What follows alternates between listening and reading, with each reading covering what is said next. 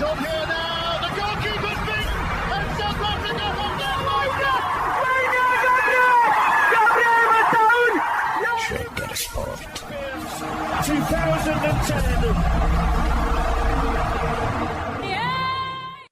ሰላም ጤና ይስጥልን እንደምናላችሁ የተከበራችሁና የተወደዳችሁ የሸገር ስፖርት ዊዝ አበበ ግደይ የዩቲዩብ ቻናል ቤተሰቦቻችን በያላችሁበት እጅግ አስደሳች ጊዜን እያሳለፋችሁ እንደሆነ ተስፋ እናደርጋለን። መልካሙን ሁሉም ለናንተ እንመኛለን። ታዲያ ይህንን ሸገር ስፖርት ዊዝ አበበ ግደይ የሚለውን የዩቲዩብ ቻናላችንን ሰብስክራይብ አድርጉት፣ የደውል ምልክቱን ተጫኑትና አዳዲስ ፕሮግራሞችን ስንለቅ መልእክት ይድረሳችሁ። ላይክ በማድረግ እንዲሁም ደግሞ ሊንኩን ለሌሎች በማጋራት በተከታዮች ቁጥር እንድንበዛ የምንሰራቸው ፕሮግራሞችም ብዙ ሰዎች ጋር እንዲደርስ የምታደርጉትን ጥረት አጠናክራችሁ ቀጥሉ እንላለን። እስካሁን ላደረጋችሁልን ድጋፍ፣ እገዛ እና እኛን ለማንቃት ለሄዳችሁት ርቀት በሙሉ ምስጋናችን ትልቅ ነው። በጣም እጅግ በጣም አድርገን እናመሰግናለን። ወደ ጉዳዮቻችን ስንሄድ የ2026 የዓለም እግር ኳስ ዋንጫ እንግዲህ ዛሬ ምሽትም ቀጥለው በሚከናወኑ ጨዋታዎች እንግዲህ ምሽታችንን ያደምቃል ተብሎ ይጠበቃል። ዛሬ በዕለተ ረቡዕ በኢትዮጵያ ሰዓት አቆጣጠር ለማየት በሚመቹ ጨዋታዎች ብንጀምር ለምሳሌ 4 ሰዓት ላይ የሚደረገው የስዊትዘርላንድና የካናዳ ጨዋታ አለ። እንደዚሁ በዛው በተመሳሳይ ሰዓት ቦስኒያና ካታር ጨዋታቸውን ያደርጋሉ። ሌሊት ሲሆን ደግሞ 7 ሰዓት ላይ ሞሮኮ ከሃይቲ፣ ስኮትላንድ ከብራዚል ጋር የሚያደርጉት ጨዋታ ይከናወናል። ደቡብ አፍሪካ ከኮሪያ ሪፐብሊክ፣ ቼክ ሪፐብሊክ ደግሞ ከሜክሲኮ ጋር ሌሊት 10 ሰዓት ላይ ጨዋታቸውን ያደርጋሉ።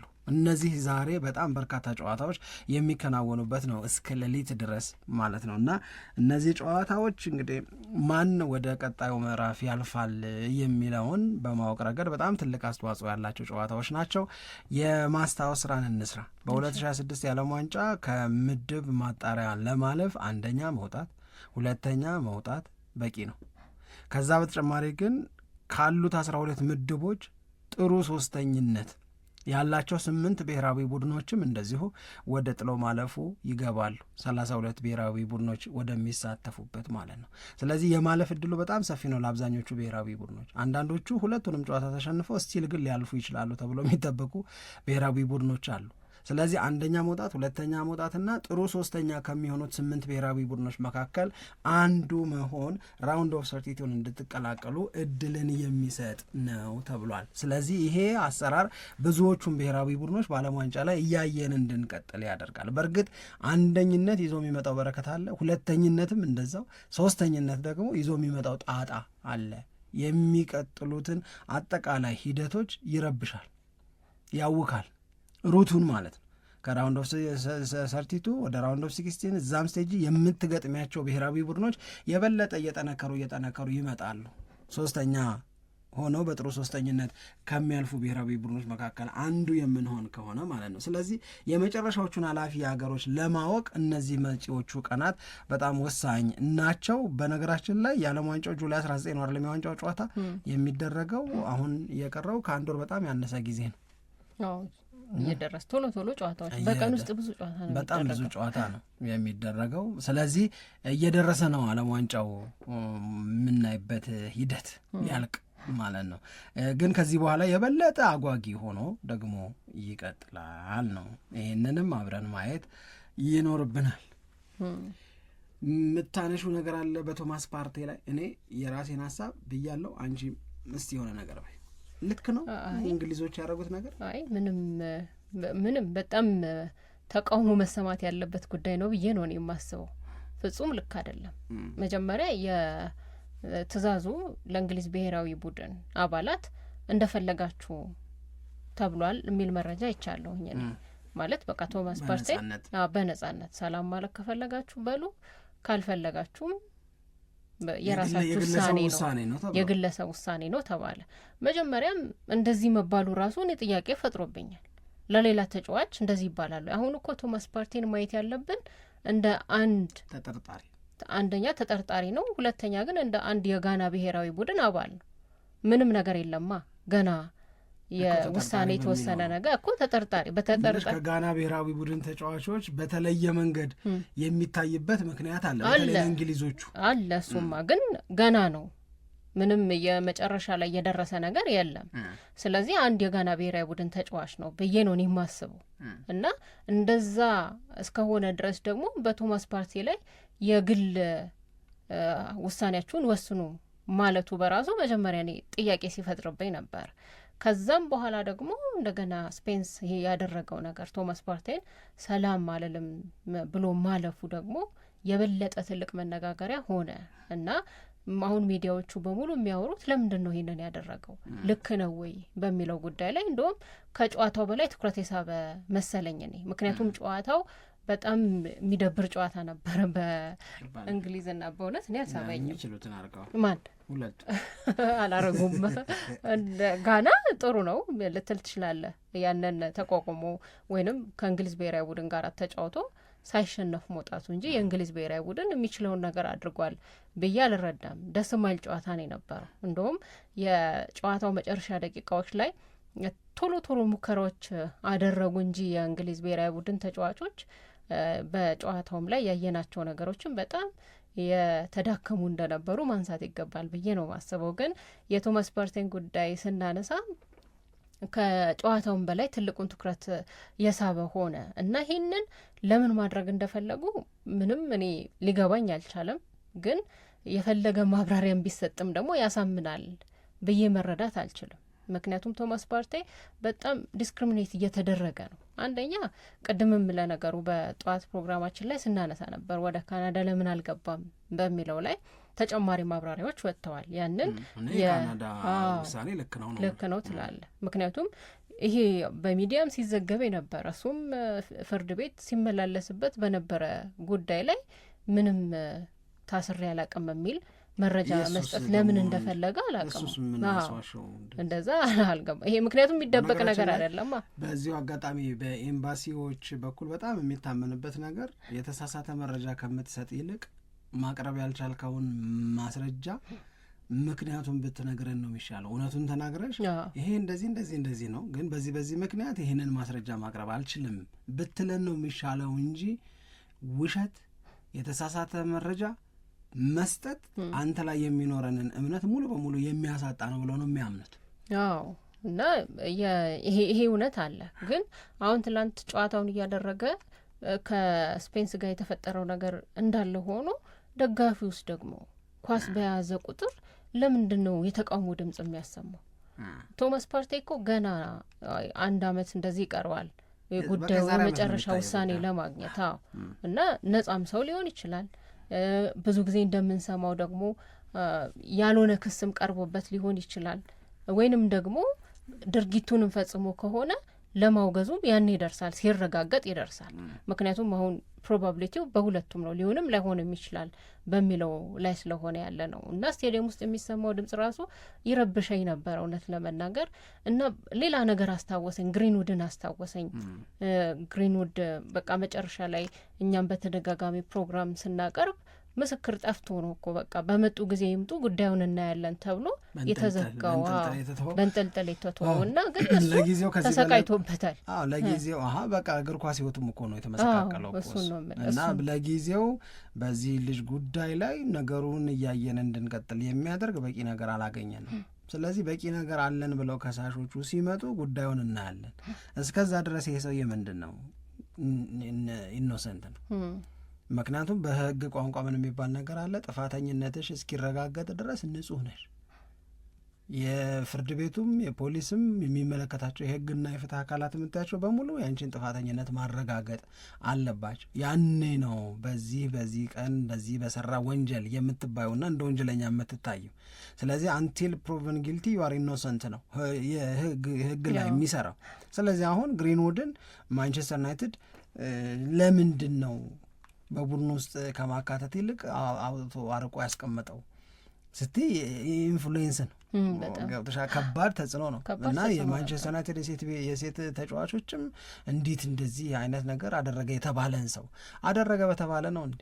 ማድረጉን ማረጋገጥ እኮ አልቻሉም ወቃሾቹ፣ ከሳሾቹ። ያንን ማረጋገጥ እኮ ያስፈልጋል። እኔ እስከሚገባኝ ድረስ ጥፋተኛ ከሆነ ኦፍኮርስ ከተበዳዮቹ ጎን መቆም መቻል አለብሽ። ይሄ ጥሩ ባህል ነው። አንዳንዴ ለበዳይ ኤክስኪዩዝ እየሰጡ ሽፋን እየሰጡ ኖርማላይዝ የሚያደርጉ ሰዎች አሉ። እንደዛ አይነት አይደለም።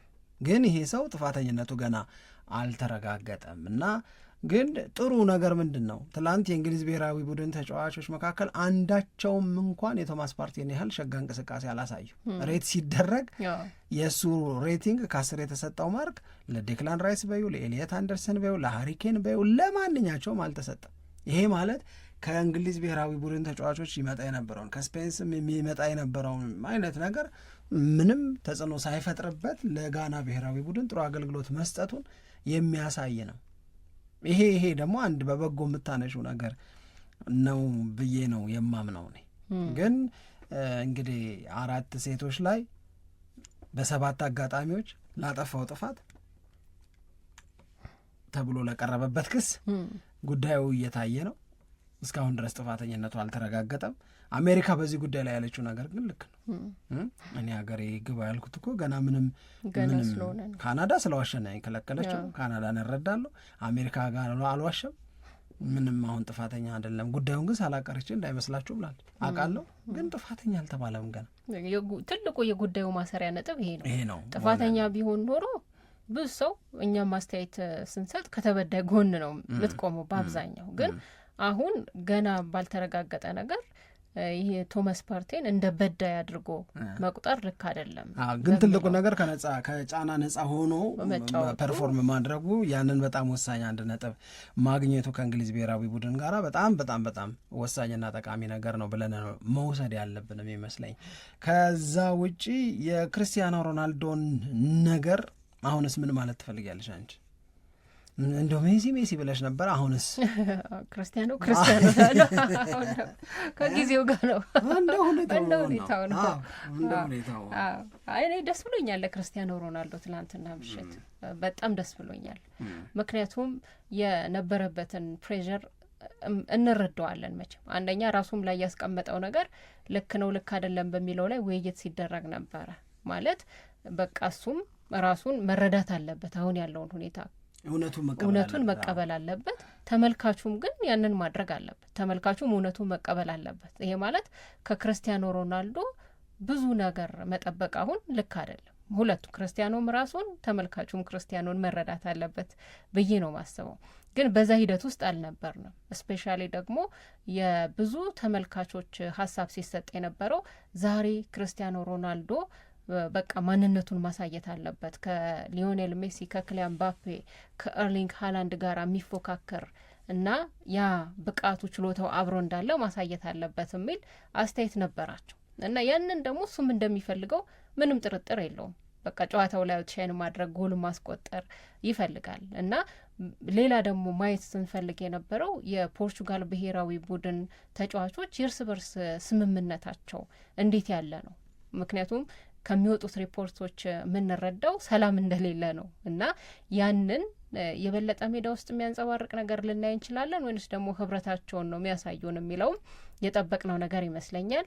ግን ክርስቲያኖ ሮናልዶ በተለይ ገና ጨዋታው እንደተጀመረ በ6ኛ ደቂቃ አካባቢ ላይ ጎል አስቆጠረ። ከጥሩ እንቅስቃሴ ጋር ጥሩ ጎል ነበር ያስቆጠረው። ሪከርድም ሆነ በ6 የዓለም ዋንጫዎች ላይ ተሳትፎ በ6ቱም የዓለም ዋንጫ ተሳትፎ ላይ ጎል ያስቆጠረ ብቸኛው ተጫዋች ሆነ እና ይሄም ለሱ ትልቅ ቀን ነው እና ሌላው ግን በሴሌብሬሽኑ የተረዳነው ነገር ደግሞ አለ። በጣም ነበር ደስ ያለው። የፖርቹጋል ብሔራዊ ቡድን ተጫዋቾች በሙሉ ከሱ ጋር ደስታቸውን ሲገልጹ ነበር እና ያም በቃ እኛ ደህና ነን የሚለውን መልእክት ለማስተላለፍ ፈልገው ነው ብለን እንድንረዳ የሚያደርግ ነገር ያለው ይመስለኛል። በዚህ ምንሸወድ አይደለንም። የእውነት ለመናገር ግን ለማሻሻል መስራት እንዳለባቸው ግን እናምናለን። ለማሻሻል መስራታቸው ለክርስቲያኖ ሮናልዶም ለፖርቹጋልም በጣም በጣም በጣም የሚረዳው እሱን ነው። ይህንን ለማድረግ እየሰሩ ያሉት ስራ ውጤት አምጥተዋል። አይዛር ፋይን እንደሚወራው ግን አይደሉም ምናምን ልትያትሽም ሰለብሬት እያደረጉ ስላየሽ ብቻ ገብቶሻል ምንሽ ወይም ደግሞ ኳስ ስለተቀባበሉ ብቻ ያ ችግር ሙሉ በሙሉ ተፈቷል ወይም ችግሩ መጀመሪያውኑ አልነበረም ልትያትሽም። ችግሩ ነበረ፣ በትክክል ነበር። ችግሩ መኖሩን የምናረጋግጥባቸው በጣም ብዙ ምክንያቶች አሉ። አንድ እንደነ እህት እነ እጮኛ እነ ፍቅረኛ በሶሻል ሚዲያ ላይ ይወራወሩ የነበረው ነገር ሶሻል ሚዲያ ላይ ወጥቶ የታየ ነገር ነው አለ ችግሩ ብለሽ እንድትናገር የሚያስገድድ። ሁለት በፖርቹጋል በጣም ከፍተኛ ተከታታይ ያለው የቴሌቪዥን ጣቢያ ላይ ፐንዲት ሆኖ የቀረበ የክርስቲያኖ ሮናልዶ የቢዝነስ ጉዳዮች ላይ ጥብቅና ሙያን የሚሰጥ ባለ ሰውዬ መጥቶ የተናገረው ነገር አለ። ይሄ ደግሞ በቴሌቪዥን ኤርድ የሆነ ነው። ስለዚህ ችግሩ አለ። አሁን ችግሩን ለመፍታት ምን ተሰራና ችግሩን ለመፍታት ምንድን ነው መሰራት ያለበት የሚለው ጉዳይ ነው በጣም ወሳኝ የሚሆነው። አሁን ትልቁ ነገር ችግሩን ለመፍታት በሚደረግ ጥረት ችግሩ ከመፈታቱ በፊት ፖርቹጋል ዋጋ እየከፈለች አለመቀጠሏ ለእኔ በጣም ትልቁ ነገር እሱ። ክርስቲያኖ ሮናልዶ ጎል ማስቆጠር መጀመሩ ክርስቲያኖ ሮናልዶ ላይ አለ የምንለውን ጫና ከመቀነስም አንጻር በጣም ትልቅ ፋይዳ አለ። ለዛ ነው በቃ በጣም ጨዋታው እንደተጀመረ ጎሉን ሲያስቆጥር ሪካርድ ሲሰራ ክርስቲያኖ ሮናልዶን በተመለከተ ከዛ በፊት ይባሉ የነበሩትን ነገሮች በሙሉ እንደገና ወደ ኋላ ሄደሽ አስታውሰሽ ዋው ምናምን ልትይ የምትገደጅበት ማለት ነው። የክርስቲያኖ ሮናልዶ ደስታ ገለጻው ያንን የሚያንጸባርቅ የሆነበት ምክንያትም እኮ ይሄ ነው፣ ሌላ አይመስለኝም። ክርስቲያኖ ሮናልዶ በ10 ጨዋታ ለብሔራዊ ቡድን ጎል አላገባም። በቃ ይሄ ልጅ እኮ ሂዝ ኦልሞስት ዳን ማቆም እኮ ነው ያለበት ምናምን አይነት ነገር ነው እኮ የሚሰጠው። እሱን የመጀመሪያ ተሰላፊ ማድረግ የፖርቹጋልን ብሔራዊ ቡድን መጉዳት ነው መጥቀም እየተባለ ጥያቄ እየተነሳ አልነበርን? እነዚህ ሁሉ ነገሮች ተጽዕኖ አልባ ናቸው፣ ልጁ ላይ ምንም ተጽዕኖ አያሳድርም ልትያትሽ። ኦፍኮርስ 2010 ላይም በተመሳሳይ ጎል ማስቆጠር አቅቶት ነበር ለ2 ዓመት።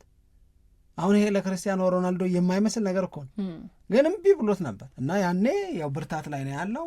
ወጥቶ አንዴ ጎል ማስቆጠር እስኪጀምር ነው እንጂ ከዛ በኋላ ይዘንባላል። ከዛ አስተካከለው። አሁን ኡዝቤክስታን ላይ ጎል አገባ፣ ደገመ። አሁን እኔ ደስታው ምናምን የምንላቸው ነገሮች እንዳሉ ሆነው እኔ ግን ለእኔ ይታየኝ የነበረው ክርስቲያኖ ሮናልዶ ኦፍኮርስ ባህሪው ነው መገለጫው ነው፣ ከራሱ በጣም ነው ዲማንድ የሚያደርገው እና ዛትስ ቱ ማች አይ ቲንክ።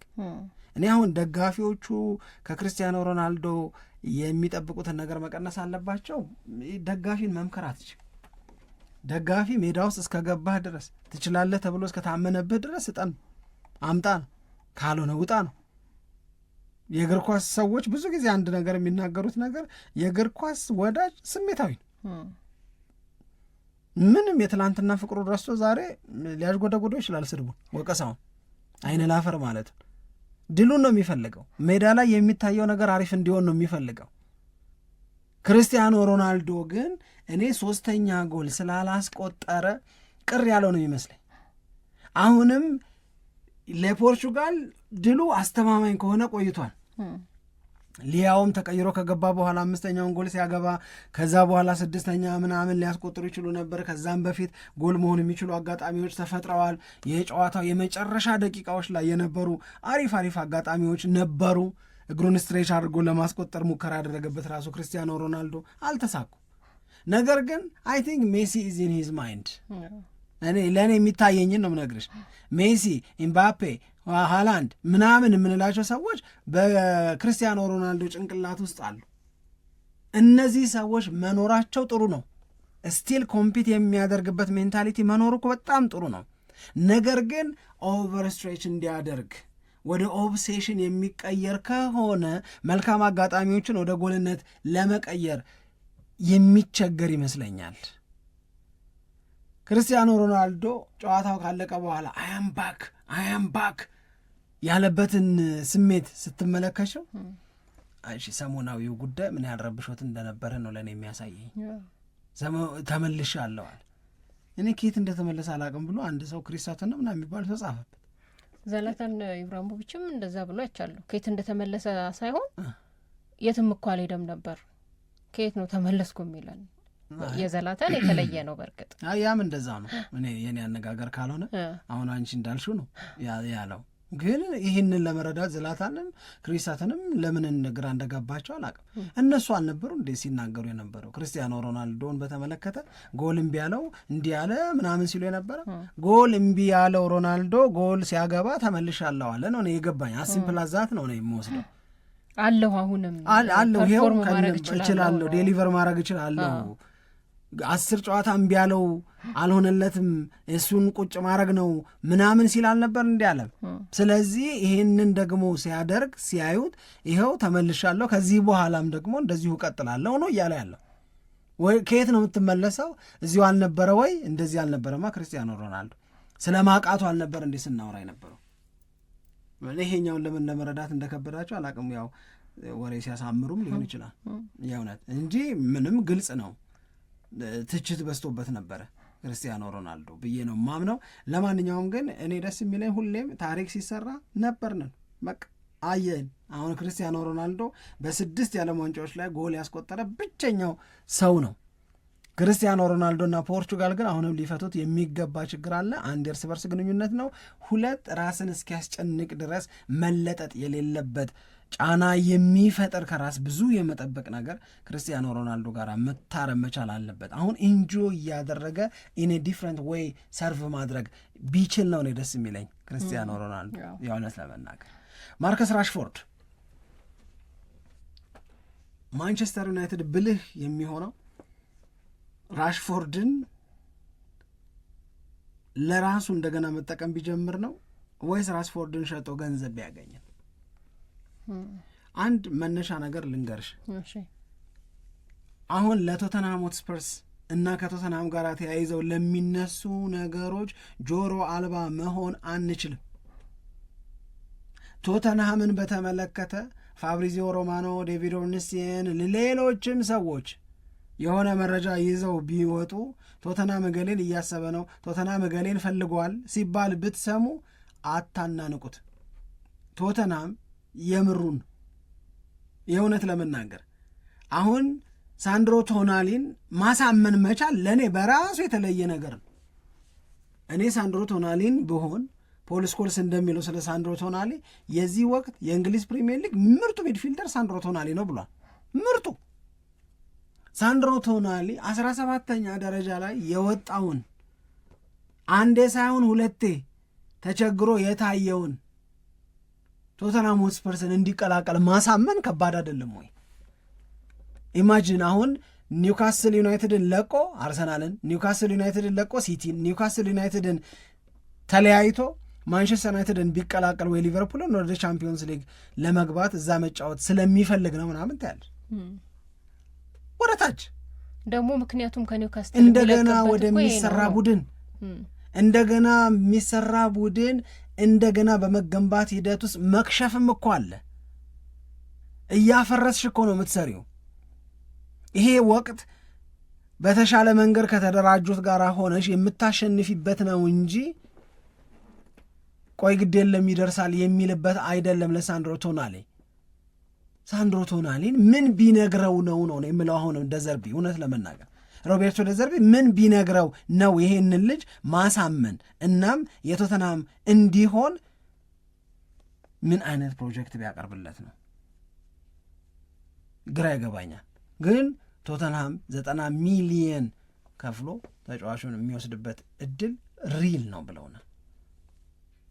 እና ኤቭሪዴይ ነው ዴቨሎፕመንት ያለው፣ ኤቭሪዴይ ነው ለውጥ ያለው። አሁንም መሀል ክፍሉንም አጠናክራለሁ እንደገና ደግሞ ፊት መስመሩንም መልሼ አሪፍ አድርጌ ያዋቅረዋለሁ እያለልሽ ነው ቶተንሃም። አሁን ይህንን እንደ መነሻ እንውሰድ። ለምን ለቶተንሃም እያንዳንዱ የዝውውር ጥረት ዋጋ እንድንሰጥ ነው ይችን መነሻ ያመጣዋል። አይ ቶተንሃም ዝም ብሎ ነው አሁን እውነት እንደዚህ ያደርጋል እንዴ ከሚል ራስን ከሚያደክም ሀሳብ እንድንወጣ ስለሚያስፈልግና ስለሚገባ ነው። እዚህ ላይ ሆነን አሁን ይኸው ላንች ቶተንሃም ሜክ ቢገር ኦፈር ዳን ማን ዩናይትድ ፎር ማቲያስ ፈርናንዴስ አሁን ነው ይህንን ሲፎክር ነበር እኮ ቶተንሃም። ማቲያስ ፈርናንዴዝን ከማንቸስተር ዩናይትድ ጋር ተፎካክሬ ዌስትሃም ዩናይትድን ይበልጥ አሳምኜ ማንቸስተር ዩናይትድ የሚያቀርበውን ያህል ወይም ከዛ በላይ አቅርቤ ማቲያስ ፈርናንዴዝ የኔ ይሆናል እያለ ነበረ። አሁን ፕራክቲካል ሆነ እያሉች ነው። ከደቂቃዎች በፊት ምን ሆኖ ፕራክቲካል ሆነው ተግባራዊ ሆነው ማንቸስተር ዩናይትድ ለዌስትሃም ሊሰጥ ካሰበው ገንዘብ በላይ ሊሰጥ ፈቃደኛውን አቀረበ። አለመድንገጥ አትችም። ኦፍኮርስ በዝውውር አንድ የሚገባን ነገር 2 2 ስቴፖች በጣም ወሳኝ ናቸው። ዌስትሃም ዩናይትድን ስላሳመንሽ ብቻ ተጫዋቹ አንቺ ጋር ይቀላቀላል ማለት አይደል። አት ዘ ሴም ታይም ተጫዋቹን ማሳመን መቻል አለብሽ። ለዛ ነው ክለብ ለክለብ ድርድር መደረግ አለበት። እንደገና ደግሞ በፐርሰናል ተርም ከተጫዋቹ ጋር መስማማት መቻል አለብሽ። በቃ በአንተ ጉዳይ ከቶተናም ጋር ተስማምቻለሁ እና በሚቀጥለው ዓመት የእነሱ ነህ ስትዩ እሺ እንግዲህ ካላችሁ ምናምን ብሎ አይደለም የሄደ ተጫዋች ነው አደቦነ ጎዴር ማለት ይችላል፣ መብት አለው። ስለዚህ አሁን የቶተንሃም እና የዌስትሃም ዩናይትድ ድርድር ዩናይትድ ላይ የሚያመጣው ጫና ምንድን ነው?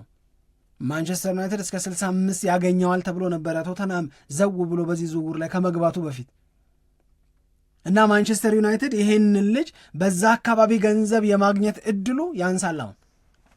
ምክንያቱም ዌስትሃም የሰማው ገንዘብ አለ። ማንቸስተር ዩናይትድ ይሁን ካለው በላይ ቶተንሃም ይሁን እያለ ነው። የዩናይትድ አድቫንቴጅ ምንድን ነው? ልጁ ማንቸስተር ዩናይትድን ነው መቀላቀል የሚፈልገው። የቶተንሃም ተስፋ ምንድን ነው? ልጁን ራሱን ማቲያስ ፈርናንዴዝን ሳንድሮ ቶናሊን እንዳሳመንኩት አሳምነዋለሁ። በቃ እኔ ማንቸስተር ዩናይትድ ብዬ ነበረ ካላችሁ ይሁን አስብለዋለሁ። ቶተንሃም ሲሪየስ ነው፣ የእውነቴን ነው የምነግርሽ፣ በጣም ሲሪየስ ነው እና ለነ ማንቸስተር ዩናይትድ ኢትስ ፕሬሸር ኢትስ ጫና ነው፣ በጣም ትልቅ ጫና ነው። 1 በገንዘብ ጫና ነው። 2 ፍላጎታችንን ያከሽፍብን ይሆን ያጨናግፍብን ይሆን? ቶተንሃም ከማንቸስተር ዩናይትድ ማቲያስ ፈርናንዴዝን ነጠቀው የሚል ነገር ያመጣብን ይሆን ወይ? እና የቶተንሃምን ህልም ዝም ብለሽ አስቢው። ማቲያስ ፈርናንዴዝን እና ሳንድሮ ቶናሊን አንድ ላይ አድርጌ እያለን እዚህ ውስጥ ሆነው ደግሞ ቶተንሃም ማጥቃት ላይ አቅማችን መጨመር አለበት እና ራሽፎርድን እንወስዳለን።